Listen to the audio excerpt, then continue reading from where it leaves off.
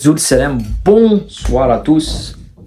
Bienvenue dans une toute nouvelle vidéo où on va parler du tirage au sort et des huitièmes de finale de la CAN. On va essayer de faire une petite vidéo pronostic sur tous les matchs, les 8 matchs avec, bien sûr, je sais, je vais pas vous donner les résultats exacts, on va se tromper. Il y a des matchs que personnellement je sais pas comment les prendre, on va les voir ensemble. Il y a pas de, on a vu au premier tour, il n'y a pas de favori, il n'y a pas d'équipe qui va gagner certainement, il n'y a pas de match facile, il n'y a pas d'équipe faible, il n'y a pas d'équipe forte, à part quelques noms, on va te parler du Sénégal et tout, mais c'est quand même beaucoup de difficultés à pronostiquer les matchs. Donc on va essayer de le faire. Cette vidéo est sponsorisée par 1xBet, donc on va essayer de parler pronos et parler football aussi. Donc avant de commencer, bien sûr, n'oubliez pas de liker au maximum et de vous abonner à la chaîne. On va commencer par le côté, il y a deux côtés. Il y a le côté où il y a des équipes comme le Nigeria, comme le Maroc, comme le Cap-Vert, comme l'Angola et tout. Et de l'autre côté, il y a le Sénégal, il y a l'Égypte, le Burkina Faso, il y a le Mali, il y a la Guinée. Donc ça va nous donner deux pôles pour essayer de présager quelle sera la finale et demi-finale de cette CAN. Pour moi, le premier match que je vais pronostiquer, qu'on va pronostiquer ici ensemble, on va en parler, c'est le Nigeria contre le Cameroun. Déjà, ce match-là, il symbolise cette CAN. Il symbolise une équipe comme le Nigeria qu'on n'attendait pas à ce niveau-là. Elle a été beaucoup critiquée et je pense qu'il faut voir toutes les personnes qui ont pronostiqué la CAN, ils ont mis le Nigeria comme une équipe qui va les décevoir. Et qui finalement s'en sort deuxième ex-aequo avec la Guinée dans la poule et battre la Côte d'Ivoire et se qualifie avec beaucoup plus de sérénité que toutes les autres équipes. Et le Cameroun qui a un problème de génération terrible, qui n'est pas le Cameroun d'Eto'o, qui n'est pas le Cameroun même de Mokonjo comme on l'a dit il y a quelques saisons. Et donc ça va nous donner une affiche où si c'était dans les poules, moi je miserais pour un match nul parce que c'est difficile de voir qui va l'emporter tellement c'est le match paradoxal. D'un côté on a une équipe qui est passée à côté et qui s'est rattrapée dans le dernier match qui est le Cameroun et une équipe qui en attendait des échecs mais finalement on la trouve assez séduisante, en tout cas dans l'organisation. L'équipe du Nigeria, ils ont une organisation, ils jouent avec leur top player qui est aussi main devant. Ils ont toute une équipe avec Chukwueze et tout. C'est des joueurs qui amènent justement cette verticalité, cette vitesse en transition. Ils savent leur sujet. Donc pour moi, je serais plutôt logique dans mes pronostics. Je mettrais des paris fous. Je vois pas le Cameroun. Peut-être c'est possible, mais je vois le Nigeria s'imposer. Je vois le Nigeria parce que le système du Nigeria, il est beaucoup plus on va dire je vais pas dire qu'il est beaucoup plus sûr ou certain, mais je les vois se qualifier. Je vois le Nigeria passer parce que c'est plus organisé, c'est plus sûr, c'est plus direct, je les vois passer en quart de finale. Après, on a l'Angola et la Namibie. Pour moi, c'est un match, on va pas dire déséquilibré, mais l'Angola a plus démontré des choses que la Namibie. Donc, je vois l'Angola se qualifier, même si on va dire, il n'y a pas de faible, il n'y a pas de... Mais l'Angola, on les a vus face à nous, ils ont quand même eu certaine solidité. On les a vus face au Burkina Faso, ils ont battu le Burkina 2-0. Donc, pour moi, l'Angola ira en demi. Ça va être peut-être l'autre match un peu moins équilibré que les autres. Cap-Vert, Mauritanie, c'est la même chose. Là, on a Cap-Vert, ils étaient leaders de leur poule. Cap-Vert, ils sont sortis leaders de leur poule. Ils ne sont pas sortis deuxième ou meilleur troisième, ce qui est le cas de la Mauritanie. Donc, moi, l'équipe du Cap-Vert, comme l'équipe de la Guinée équatoriale, on va peut-être en parler après, c'est des équipes que j'attends. Parce que c'est des outsiders qui peuvent aller chercher quelque chose et elles ont compris le football moderne, elles ont compris ce football de transition, ce football de phase défensive, de gestion. Mais l'équipe du Cap-Vert avec le ballon, c'est aussi intéressant que sans le ballon. Donc je pense pas que la Mauritanie pourra les surprendre encore plus parce que la Mauritanie c'est une équipe qui joue bien. qui défend bien, mais qui n'est pas une équipe qui va te dominer. Donc, je pense que le Cap-Vert, ils ont vu leur match. La Mauritanie, face à l'Algérie, on les a vus.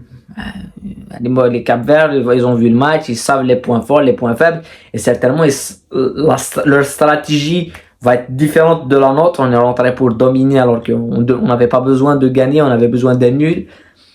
Et la Mauritanie va essayer de jouer, mais je pense que le fait que la Mauritanie, si tu la sors de ce schéma défensif et qu'ils laissent des espaces, ils sont cuits. On les a vus face à l'Angola. Donc je pense que ça va être compliqué. Ça va être vraiment compliqué pour la Mauritanie, mais je pense que le Cap-Vert pourra aussi se qualifier. Voilà.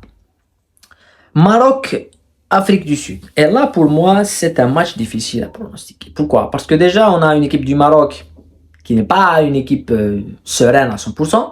Deux victoires et un match nul. Le match où ils ont été bousculés, c'était face au Congo. Donc, ils vont jouer face à une équipe qui est presque similaire. L'Afrique du Sud, même leur défaite face au Mali, ils étaient vraiment, ils ont bien démarré le match. Ils ont raté un penalty qui aurait pu tout changer. Parce que si Perstown marque le penalty, c'est pas la même chose. Voilà. Mais on va pas refaire le match, on va pas refaire les matchs, on va pas refaire les choses au premier tour. Ce qui est fait est fait. Mais ce que je veux dire, c'est que cette équipe d'Afrique du Sud, il faut pas la sous-estimer. Et le Maroc, il y aura pas Gregui sur le banc. C'est important de ne pas avoir son entraîneur sur le banc à côté du terrain. Donc ça va leur poser des problèmes. Je ne dis pas que l'Afrique du Sud va se qualifier, je pense que le Maroc va se qualifier. Ils ont plus de certitude que l'Afrique du Sud. Mais c'est un match qui peut basculer. C'est-à-dire que si le Maroc ne prend pas au sérieux cette équipe d'Afrique du Sud, ils peuvent vraiment se prendre un retour de bâton rapide, comme on l'a vu face au Congo. Ils ont essayé de gérer vraiment le match, gestion, ils se prennent le but. Mais là, face à l'Afrique du Sud, ça va pas être, je pense que le cas, il faut être beaucoup plus serein. Et je pense que cette équipe du Maroc qui va se qualifier, mais avec beaucoup de difficultés. Je les vois même aller possiblement même aller en prolongation. Parce que ça, même si je pense que s'ils aillent en prolongation, c'est peut-être plus au service de l'Afrique du Sud. Mais ils vont souffrir. Le Maroc va souffrir pour se qualifier parce que l'Afrique du Sud, s'ils sont tombés face à une autre équipe, par exemple la Mauritanie, eux, le logiciel est beaucoup plus faible face à des équipes qui défendent le Maroc. Parce que eux aussi ils défendent, donc ils donnent le ballon, ils vont te frapper en transition. Et même le pressing qui est vraiment latéral, ça fait souffrir les adversaires. On a vu la Tanzanie. Donc c'est assez difficile, mais je vois bien sûr le Maroc se qualifier. Là c'est pour la première partie, la première partie du tableau. La deuxième partie du tableau, on a Mali-Burkina Faso, qui est un match équilibré, mais le Mali aussi est beaucoup plus... Donc ce qui est difficile à faire maintenant, c'est que si on parle sur les états de forme et sur ce qu'on a vu au premier tour, c'est comme ça qu'on va pronostiquer.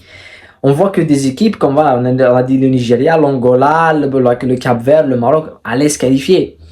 C'est la même chose. Si on va de l'autre côté, on va dire aussi la même chose. Et pour moi, il y aura un ou deux, il n'y aura pas beaucoup de surprises. Je ne vois pas beaucoup de surprises. Après, cette CAN, elle est impronosticable que peut-être le Cameroun va se qualifier, la Namibie, la Mauritanie, l'Afrique du Sud vont se qualifier. C'est possible. Mais il y a des choses qui seront beaucoup plus difficiles à créer. Moi, je pense que le Mali, c'est l'une des équipes qui m'a le plus intéressé dans le premier tour. Surtout leur premier match face à l'Afrique du Sud, parce que c'est vrai que l'Afrique du Sud rate ce penalty, mais derrière, ils ont quand même dominé, ils ont quand même créé du jeu, ils ont quand même joué. Et face à la Tunisie aussi, c'est une équipe qui joue au foot, elle a un effectif. Et pour moi, l'équipe du Mali, ça a toujours été un réservoir fou, avec beaucoup de bons joueurs qui jouent dans les top équipes en Europe. Mais en équipe nationale, ça n'a jamais été quelque chose de percutant, ça n'a jamais été quelque chose de véritablement concret. Mais je sens que cette CAN, elle est aussi pour eux. Ils peuvent aussi faire quelque chose.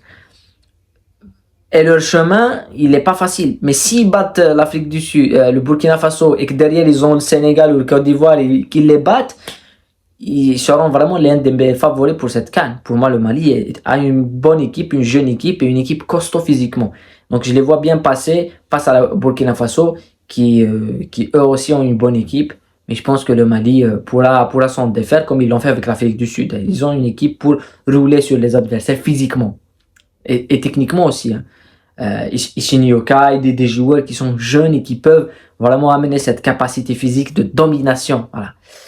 Sénégal-Côte d'Ivoire. Et là, il faut qu'on s'arrête 2 secondes.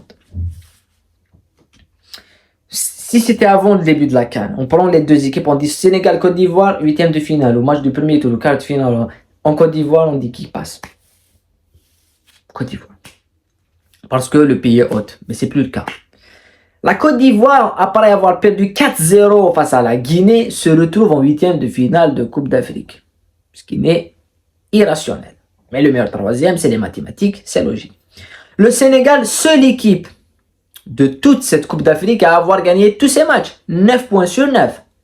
Avec l'art et la manière.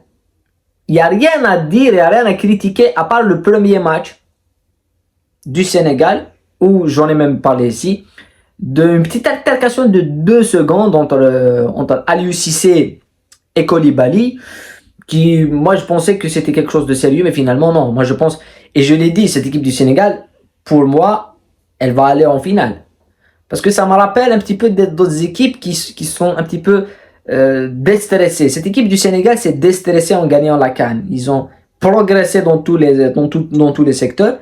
Ils ont plus ce poids qu'il faut gagner la CAN. On a gagné la CAN. Maintenant, on va chercher la 2e CAN, 3e CAN, aller en Coupe du Monde. Et c'est ça qu'ils veulent faire.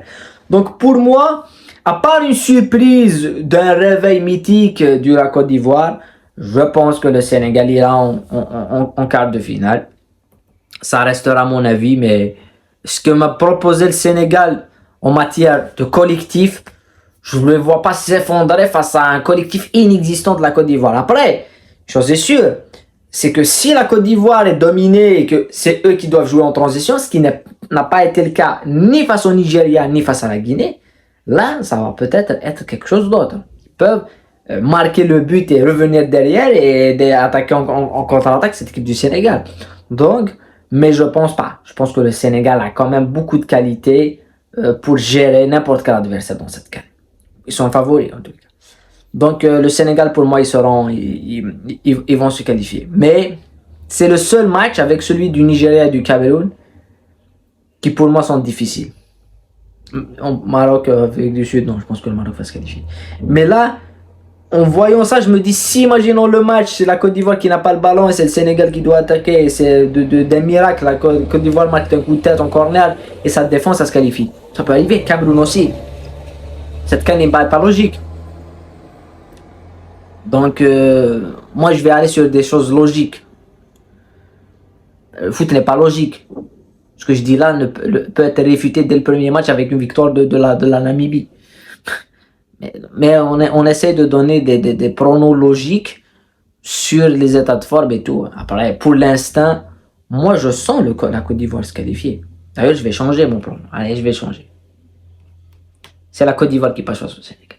Comme ça, pas les fun. Hein, logiquement, c'est le Sénégal. C'est impossible que le Sénégal ne se qualifie pas après ce qu'ils nous ont montré. Mais je me dis que, vu la manière avec laquelle la Côte d'Ivoire a été repêchée, c'est un signe que, je sais pas. C'est un pari fun, là. Il faut pas rigoler. C'est juste un pari fun. Le Sénégal va possiblement se qualifier. Donc, on se dit que la Côte d'Ivoire peut faire cette surprise. Cette surprise chez eux. C'est assez surprenant. La Côte d'Ivoire, sur sa pelouse, va surprendre, va nous faire une surprise. Voilà. Égypte, République démocratique du Congo. Vu ce qu'a fait l'Égypte au premier tour, c'est-à-dire elle nous a pas épaté ni dans le jeu et tout, mais plus de l'énergie, de la grinta et tout, c'est pour se qualifier. Et le Congo qui a quand même gêné le Maroc. Moi, je vois bien, à l'expérience, l'Égypte peut se qualifier. Avec l'expérience et tout. Mais non, ça va être difficile. Et le Congo, c'est pas une équipe facile. C'est une équipe difficile et tout. Donc, les Égyptiens, ils seront toujours là. On l'a vu au premier tour. Ils sont toujours là. Ils ont un gardien. Maintenant, le plan du jeu de l'Égypte, il est clair. Il y a le retour de Gabalski, blessure de Chinaoui. Donc, on va aller au penalty. Donc, l'Égypte se qualifie. L'Égypte va se qualifier. Parce que maintenant, ils vont défendre l'Égypte. Ils vont revenir aux fondamentaux. Ils sont sortis des poules. Maintenant, c'est du chaos. Donc, l'Égypte va passer. Même si je pense que la Côte d'Ivoire, le Congo va faire un grand match. Mais l'Égypte va se qualifier. Voilà. Après la Guinée équatoriale contre la Guinée, je pense que ce que nous a proposé la Guinée équatoriale, c'est du haut niveau. Que ce soit dans la gestion des temps faibles, que ce soit dans les phases arrêtées, dans la transition, dans le rythme. Moi, je pense que c'est les deux équipes qui m'ont épaté dans le changement de rythme avec le Cap-Vert et la Guinée équatoriale. Donc la Guinée équatoriale va se qualifier. Parce que la Guinée est simple. Ils sont passés parce qu'il y a 3, mais bon. La Guinée équatoriale, pour moi, seront plus solides dans les facettes du jeu que la Guinée dans cette dernière affiche. Ce que j'ai dit ici, pour moi, c'est difficile de pronostiquer les huitièmes. Beaucoup plus que les quarts. Parce que les quarts, on aura des équipes plutôt solides. Parce que là, on a des équipes qui sortent meilleur troisième. Donc, à la base, elles passaient même pas. S'il y avait que 2 qualifiés, on les voyait même pas. Donc, c'est peut-être plus une formalité pour beaucoup d'équipes. Comme le Maroc, comme le Mali. C'est plus une formalité. Je ne dis pas que le Burkina. Non. Quand tu joues face à des équipes qui sont arrivées meilleur troisième. Donc, c'est des équipes qui... Normalement, c'est une formalité. Mais on a vu des équipes sortir meilleur troisième gagner la coupe. Portugal avec 2016, meilleur troisième. 3 matchs nuls, ils sont allés gagner l'Euro. En France, à l'extérieur. Donc, je me dis que Côte d'Ivoire, ils ont aucune chance. C'est pour ça que je les ai mis vainqueurs. Ils ont aucune chance en réalité. Dans le jeu, dans l'animation, l'effectif, tout ce qui se dit, tout ce qui a relation avec le football, le Sénégal est meilleur. Donc je me dis que s'ils sont repêchés après une défaite 4-0, ils se retrouvent au deuxième tour. C'est pas normal. Une seule victoire, 2 défaites. 1-0, 4-0. Moins 3, je pense, au goal et virage. Ils sont au deuxième tour. Face au Sénégal. Donc ils vont rien. Ils sont pas favoris. Même si c'est chez eux, ils sont pas favoris. Personne Donc je me dis que c'est le seul match. Après le Nigeria Cameroun aussi. Mais c'est pour moi des paris assez logiques. C'est juste que ça nous a permis de parler de ces matchs avant que ça se joue. Le 27. Le 27 avec les premiers matchs l'Angola. On va en débriefer tous ces matchs-là. On se retrouve bien sûr dans la suite de la CAN. On va débriefer les prochains matchs. Et parler aussi de l'équipe nationale, du changement d'entraîneur et tout ce qui s'ensuit. Vos pronos m'intéresseront encore plus parce que je veux bien savoir votre lecture des matchs et qui vous voyez en quart de finale. Mais les choses sérieuses commenceront à partir des quarts. Là, on aura les véritables... Voilà. Qui vont aller chercher cette Coupe d'Afrique qui est assez pimentée. On va dire ça. Prenez soin de vous, la paix sur vous et à bientôt.